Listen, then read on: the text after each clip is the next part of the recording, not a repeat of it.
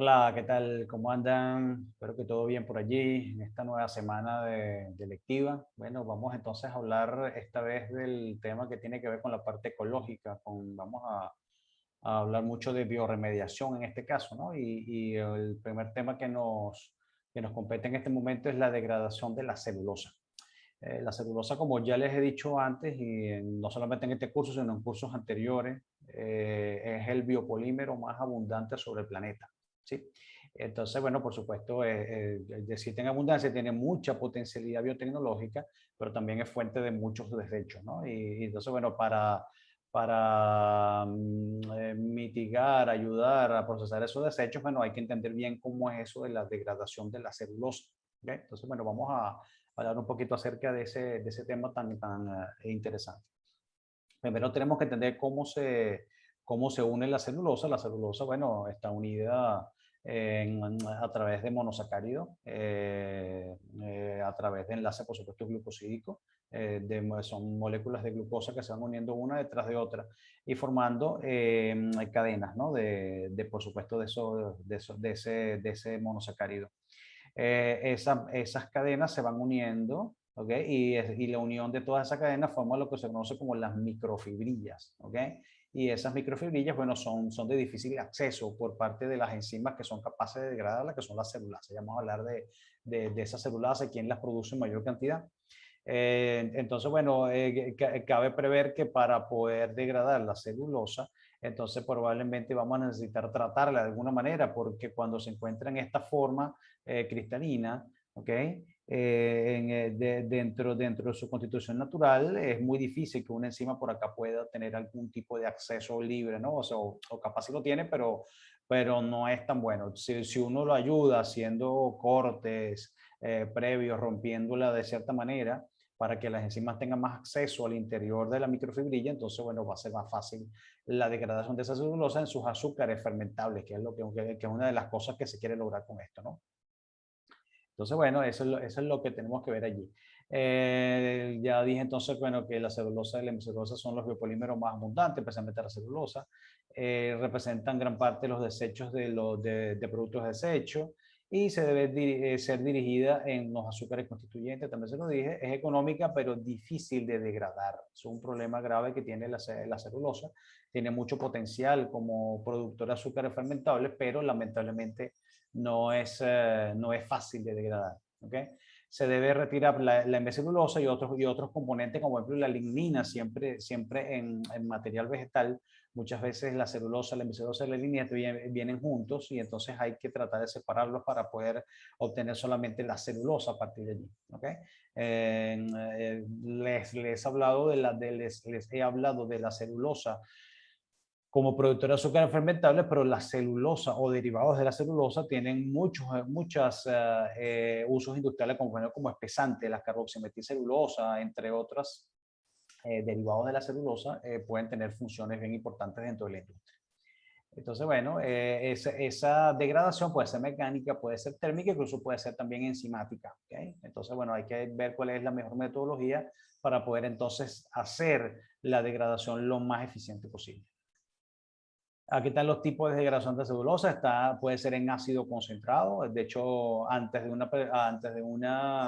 tratamiento enzimático, muchas veces se hacen tratamientos o pretratamientos con ácido y calor también. ¿Okay? Entonces, en este caso, la celulosa forma un complejo de ácido, después forma oligosacáridos y al final se obtiene entonces la glucosa. Con ácidos muy concentrados, claro, hay que ver el costo del ácido concentrado y el tipo de ácido concentrado, ¿no? Y además el manejo y todo lo que tiene que ver con la parte del desarrollo sostenible. También en ácidos calientes pero diluidos, es decir, un ácido relativamente diluido, no tan fuerte como el anterior, pero combinándolo con calor. Entonces, bueno, ahí se puede formar celulosa nativa, o a partir de la celulosa nativa, entonces se forma hidrocelulosa, polisacáridos solubles y después a partir de allí se puede formar entonces la glucosa. ¿Ok? Y en la naturaleza, la degradación, por supuesto, como no abundan en los sitios naturales ni el calor excesivo ni los ácidos muy fuertes, ¿ok? Entonces, lo que predomina es la degradación enzimática, por supuesto, ¿ok? Entonces hay varios organismos y ya vamos a ver como unos organismos muy especiales como lo son los hongos degradadores de madera, los que degradan, por supuesto, la madera que está en los bosques, en los sotobosques que se van cayendo y se van pudriendo, juegan un papel muy importante. O sea, estos hongos y las enzimas que ellos producen van a jugar un papel importante en la degradación de la celulosa. Bueno, productos a partir de la celulosa, bueno, por supuesto el etanol. Si tenemos azúcares fermentables, podemos obtener etanol para cerveza, vino, etcétera, incluso como solvente, como combustible, ya sea como aditivo o sustituto en la industria de los combustibles. El proceso más común es la sacarificación y la fermentación. Incluso ahorita lo hacen simultáneamente. Ya lo habíamos visto en clases anteriores, cómo se podía hacer cuando vimos la clase de biocombustible, ¿no? Podíamos ver esa parte allí, ¿no? Entonces, bueno, el proceso más común es la sacarificación y fermentación solamente en levadura. Y el cultivo mixto y fermentación como bacterias, hongos y levaduras. ¿Okay? Entonces allí también ellos juegan un papel bien importante en todo lo que tiene que ver con los productos que se pueden obtener a partir de la celulosa. Aquí hay algunas cepas de hongo para complementar la lámina anterior para la producción del etanol. Bueno, está Saccharomyces, Simomona, incluso Trichoderma raceyi, no tanto por la producción del alcohol propiamente dicho, sino por la producción del sistema de celulasas, ¿okay? Que son las endo y exoglucanasas y las beta-glucosidasas, ¿okay? Que son unas enzimas que son las enzimas pues, necesarias para degradar la glucosa, la celulosa a glucosa. También está Monilia, Neurospora, Fusarium oxysporum, inclusive pueden transformar celulosa a etanol o incluso en ácido acético. Entonces, bueno, ahí tienen varios productos importantes desde el punto de vista biotecnológico. Aquí está la silosa de etanol, Fusarium, Mucor y Paecilomyces. Son capaces de transformar esa silosa de etanol. Y la forma más directa es más lenta, aunque es muy eficiente. ¿Okay? Entonces, bueno, eso son las diferentes formas de producir etanol con cepas de hongos. Aquí tenemos algunos hongos responsables de la degradación de la celulosa. Aquí está Fusarium oxysporum, hay varias cepas allí, Monilia, Neurospora crassa, hay otros más por allí. ¿Okay? Entonces aquí tenemos, pero estos son unos bien importantes. Aquí hay una conversión directa de celulosa a etanol con Fusarium oxysporum. Aquí tenemos en este caso no media ninguna levadura, sino que se produce directamente el etanol a partir de la celulosa. Porque tiene además las enzimas para la celulosa y también el aparato enzimático para producir el etanol. Tenemos una conversión directa eficiente de desechos de celulosa en ácido acético, ya lo vimos en la lámina anterior. Conversión directa por Monilia desde celulosa a etanol y con Neurospora crassa de celulosa, e incluso en vez de celulosa también hasta etanol. Bien importante en todo ese tipo de cosas. Estas son las esporas típicas las macroconías típicas de Fusarium. Cuando vean al microscopio unas estructuras que parecen canoa o banana, una canoa o una banana, eso probablemente pertenece al género Fusarium. No se sabe qué especie, habría que indagar un poquito más en las estructuras, pero siempre cuando se ven esas macroconidias, estas son las macroconidias y estas más chiquitas son las microconidias, ¿no? Entonces allí tienen esa característica, ¿verdad? Entonces, bueno, aquí tienen el Fusarium, una especie de Fusarium, y aquí tenemos entonces el Neurospora crassa, ese típico hongo amarillento medio anaranjado que a veces sale por allí, ese es Neurospora crassa. Bueno, aquí hay algunos requerimientos nutricionales. La limitación de nitrógeno conlleva bajo crecimiento, bajo consumo de silosa y producción de etanol retardada. Entonces aquí tenemos ese tipo de problemas. Entonces aquí hay, bueno, algunos compuestos nitrogenados que se utilizan en esa conversión de lignocelulosa a sus componentes básicos. Y bueno, y aquí un ejemplo entonces de los componentes de esos medios de cultivo que deberían tener para facilitar esa labor. ¿Okay? Bueno, aquí tenemos entonces la aireación. En aerobiosis crecen bien, pero no producen etanol, porque el etanol en principio es una fermentación alcohólica anaeróbica. ¿Okay? En este caso, las concentraciones de azúcares no llegan a ser muy altas, por lo tanto, el efecto Crabtree aquí no aplica mucho. ¿Okay? Uno puede echar más azúcar, pues, pero la idea de obtener etanol lignocelulósico es no tener que utilizar mucho azúcar, sino utilizar el azúcar que viene de la lignocelulosa, ¿no? Entonces, bueno, en anaerobiosis se produce en etanol, pero entonces que es muy lento, lo cual no es problema porque yo lo que quiero es el etanol. Se puede cultivar primero el hongo anaeróbico y después anaeróbicamente. Es decir, yo permito que inicie el crecimiento y cuando está entrando en fase exponencial le quito el suministro de oxígeno para entonces que entre a la fase anaeróbica, pero ya por lo menos inició el crecimiento, ¿ok? Y va así como un impulso, ¿no? En todo lo que tiene que ver con la producción de metabolitos. El pH es importante, ¿ok? Generalmente 5,5 para producción de etanol y 6 para ácido acético, al menos para el inicio de la fermentación. Aquí hay algunos pH óptimos y temperaturas óptimas dependiendo del hongo. Aquí tenemos para fusión oxíporo, siempre varían entre 5 y 6. Fíjense que son ligeramente ácidos como todos los hongos, ¿no? Y las temperaturas óptimas varían de 28 a 30, 37, incluso en algunos casos, ¿okay? Para la producción de etanol. Bueno, aquí tenemos entonces el proceso de sacarificación y fermentación simultánea. ¿Okay? Esto creo que ya lo hemos visto en una clase anterior. Aquí hay una prehidrólisis de la celulosa. ¿Okay? Aquí se puede sacar lignina y se pueden utilizar otras cosas a partir de con esa lignina. Por ejemplo, derivado de la lignina como el lignosulfonato. Son productos bien interesantes a partir de productos como la lignina, que son muy utilizados como coadyuvantes en la aplicación, por ejemplo, de agentes de control biológico, entre otras cosas, ¿no? Que se pueden utilizar esa lignina en la industria. En las pentosas y la celulosa, bueno, entonces se procesan, ¿ok? A partir de producción de celulasa, se agregan esas celulasas que ya le he dicho que eran endoglucanasas, exoglucanasas y además una beta-glucosidasa, ¿no? Que es la que finalmente rompe los oligosacáridos en glucosa y sostiene la glucosa propiamente dicho. Entonces aquí se obtienen, bueno, los azúcares fermentables, se hace una extracción, una fermentación y posteriormente, bueno, y aquí se obtiene el etanol. Si ya se destila, bueno, se puede tener a una concentración bastante alta, ¿no? Entonces, bueno, así más o menos es la producción de sacarificación y fermentación simultánea. Ya sé que la sacarificación es la obtención de los azúcares fermentables. Ya eso lo hemos visto en clases anteriores.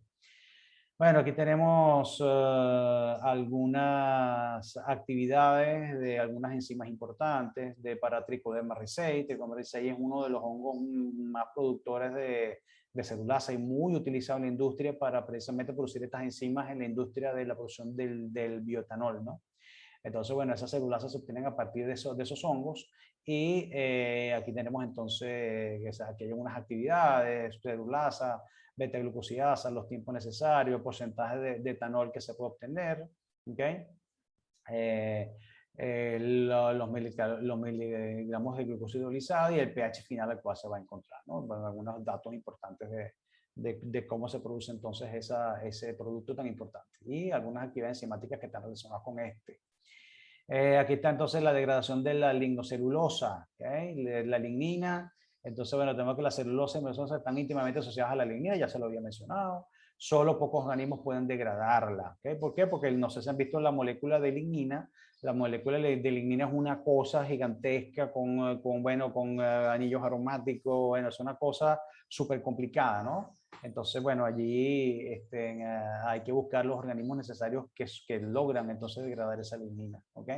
Y entonces aquí tenemos los hongos o los diferentes tipos de hongos que tienen que ver con la pudrición de la madera, ¿ok?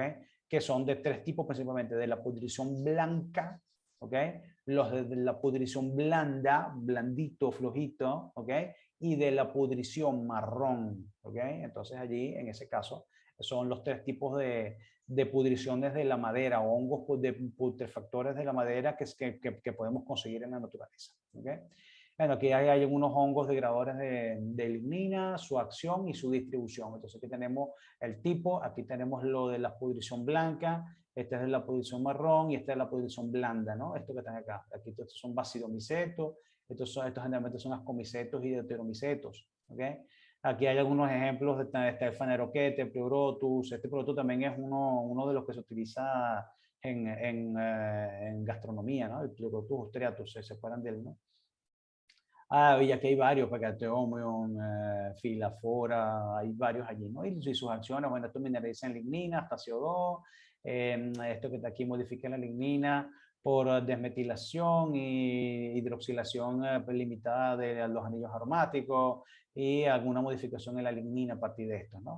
Y su distribución, por supuesto. Entonces, ahí tienen esa tabla para que vean un poco cómo es la diversidad de estos hongos en la naturaleza. Aquí tenemos el Serpula, que es este que está aquí. Este es el Epiptoporus, para que vean cómo se vean, y el Gloeophyllum, que también es un hongo importante de degradadores de madera. Fíjense que todos están creciendo ahí sobre madera, ¿no?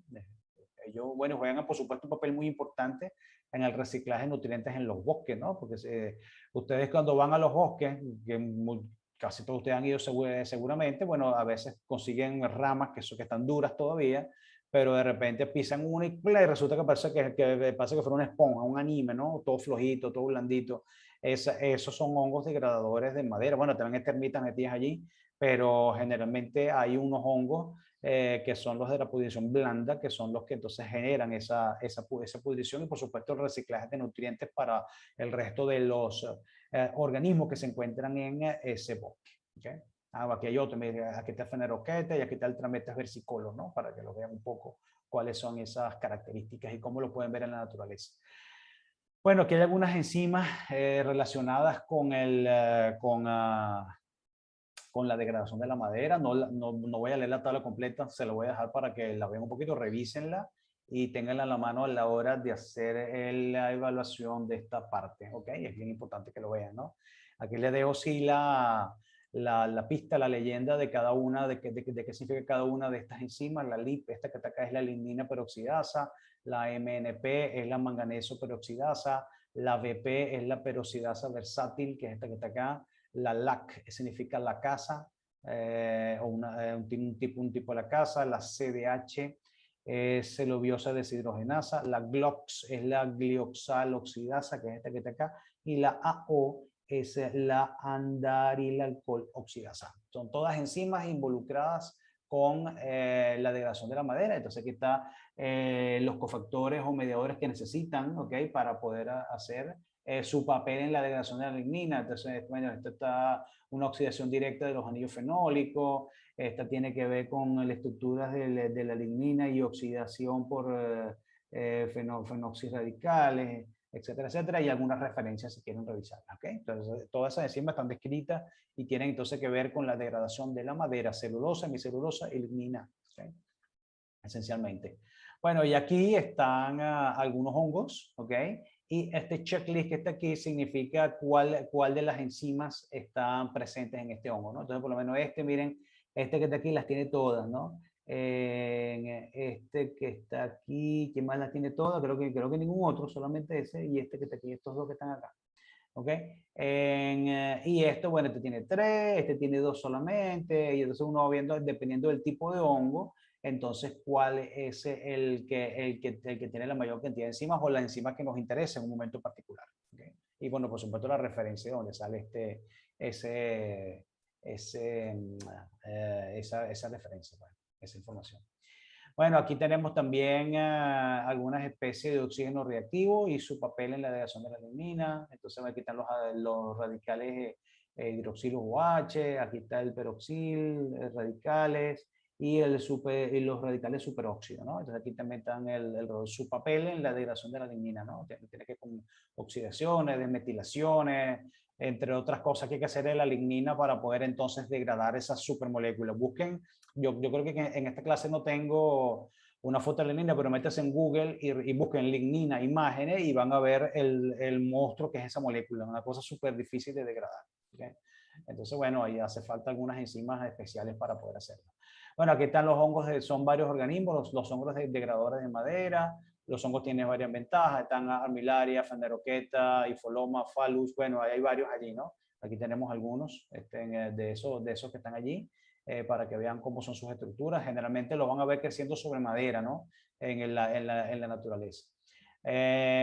Otros hongos degradadores de la madera, hay unos Bacillus amylobacter, hay otros Bacillus metanogenes, algunos hongos como Aspergillus penicillium y hongos cromógenos, ¿okay? Que producen por lo menos Ceratostomela, produce una coloración azul. De hecho lo van a hongos de se lo llaman hongos de la pudrición azul, ¿no? Porque ponen la madera azul. Cuando vean una madera azul que se está descomponiendo, muy probablemente que ese hongo está produciendo esos colorantes en esas condiciones, ¿no?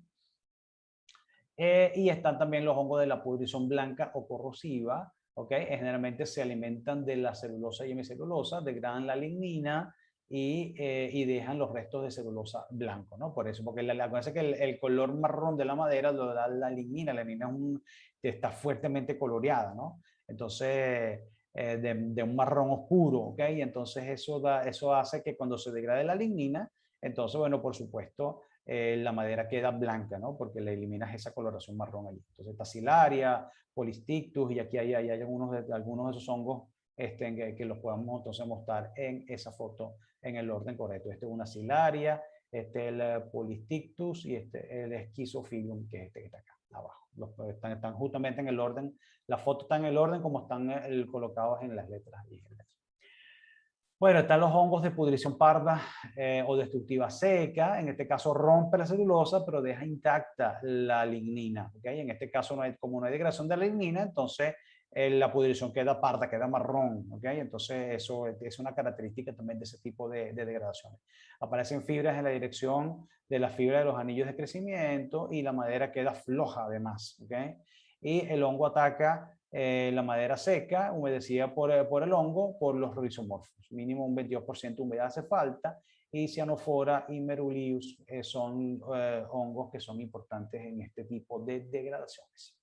Aquí están, en este caso hace falta entre 40 y 50% de humedad, relativamente alta, ¿ok?